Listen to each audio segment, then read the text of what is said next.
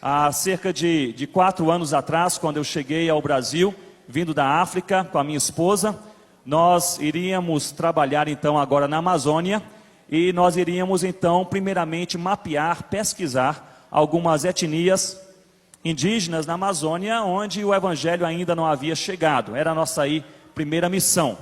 E eu fui então para o coração do estado do Amazonas, uma cidade chamada Tefé, e dali então tomei uma voadeira. Quem já esteve no norte aqui sabe o que é voadeira, não é?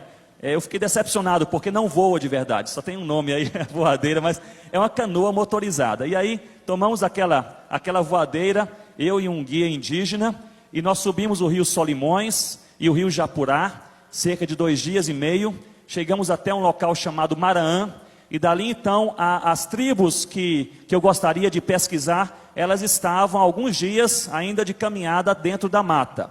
E contratamos um guia indígena que era um caçador, conhecia bem aquela mata, e eu lhe apresentei as tribos. Ele disse: eu conheço esse povo, eu conheço este lugar, mas fica mais ou menos aqui 4 dias caminhando nessa direção aqui na mata. Se você aguentar, nós vamos. Eu disse: se eu aguento eu não sei, mas vamos tentar, vamos caminhando. Ele disse: olha, só há um problema, eu posso caminhar com você 30 dias na mata, mas eu não gosto de conversar, então por favor fique em silêncio. Nós gastamos ali 1 semana na mata. Eu nunca senti tanta falta de conversar com alguém. E o fato curioso, era a primeira entrada que eu fazia na mata amazônica, minha primeira experiência. E até então eu estava assim bem relaxado, mas na primeira noite ali dormindo na mata, aquele indígena, ele ficou muito inquieto. Ele era um caçador experiente. Ele se levantava toda hora, ele focava ali o mato com a sua lanterna, e deitava na rede, e levantava da rede, e assim por diante. Isso no meio da mata, as nossas redes atadas ali em algumas árvores. Eu fiquei observando aquele movimento. No outro dia lhe perguntei: mas por que você ficou tão inquieto, eu querendo dormir, e você aí se mexendo, e ligando a lanterna, e assim por diante? Ele disse: olha, eu tenho que lhe confessar, eu sou indígena, sou caçador, mas eu morro de medo de onça. Até então eu não tinha medo de onça, mas a partir daquele dia, eu hoje morro de medo de onça. E aí nós seguimos aquela caminhada.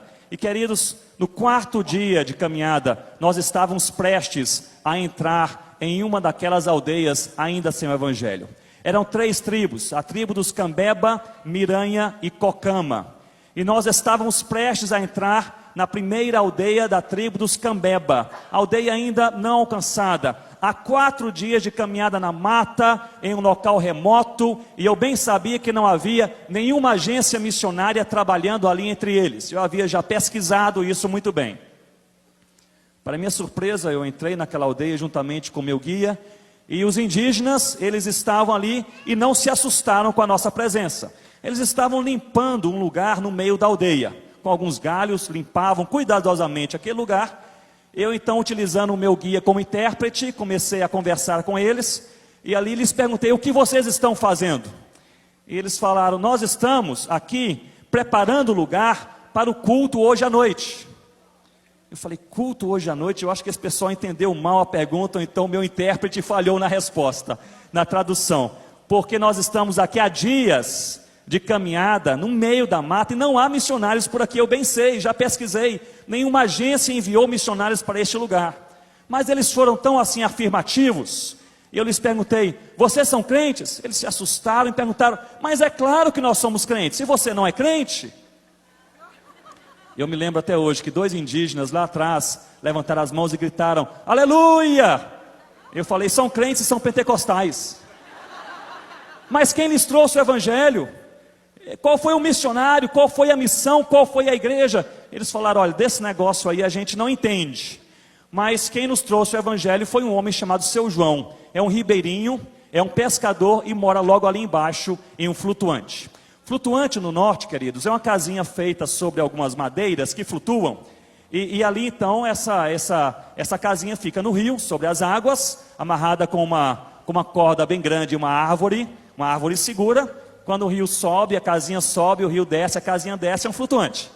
E eu entrei então naquele flutuante, era um casebre, feito totalmente de madeira, um casebre bem envelhecido, 3 por 4 metros mais ou menos. Quando eu observei aquele casebre, olhando ali pela janela, havia ali dentro daquele quartinho apenas 4 redes poídas, já bem envelhecidas, havia uma cadeira que estava quebrada e uma panela, só isso. Sentado no chão, estava um homem que segurava a palavra de Deus bem próximo assim da sua face, colocando assim o dedo sobre cada frase que lia, e aparentemente ele lia a palavra de Deus com muita dificuldade. Era o seu João. Eu entrei e disse: seu João. Ele se assustou, disse: quem é você? Eu disse: meu nome é Ronaldo, eu sou missionário. Ele disse: só um momento, abriu a janela e gritou: Maria. Maria era a esposa. Venha para casa e traga depressa as crianças, porque chegou em nossa casa um missionário de verdade. E queridos, eu jamais fiquei tão constrangido como naquele dia em chegar em um lugar como missionário. Sabem por quê? Porque eu estava ali com cobertura de oração das igrejas que me enviavam. Eu estava ali com meu sustento suficiente para contratar uma voadeira, um guia indígena e tudo mais. Estava ali com aquela mochila especial com proteção para os rins, com botas especiais para caminhada na mata. E estava ali perante um homem que não tinha nada disto, mas era um homem que tinha paixão pelo Senhor Jesus. Eu disse: seu João, o missionário é o Senhor, o que lhe trouxe aqui? Ele disse: meu missionário, eu sou membro da Assembleia de Deus, eu sou ribeirinho, sou pescador, e eu morava em um local que tinha pouco peixe. Entrei na mata à procura de um rio que tivesse mais peixes, e eu cheguei então neste lugar. Eu olhei para o rio e disse: e esse rio tem mais peixe? Ele falou: olha, verdadeiramente esse rio praticamente não tem peixe, mas já plantei 6 igrejas para a glória de Deus. 6 igrejas para a glória de Deus.